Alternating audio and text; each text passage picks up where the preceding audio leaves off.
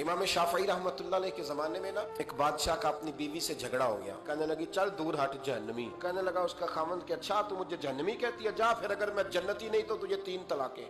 अब कैसे साबित हो कि जन्नती है कि जहन्नमी है? उलमा से पूछा तो वो कहने लगे हम कैसे बताएं। इमाम शाफई के पास गया, हम सब फरमाने लगे अकेले में मुझे मिलते हो? वो अंदर आया, कुछ देर गुफ्तगू हुई तो इमाम साहब फरमाने लगे लो जी ये बंदा जन्नती है, इसकी बीवी को तलाक कोई नहीं हुई।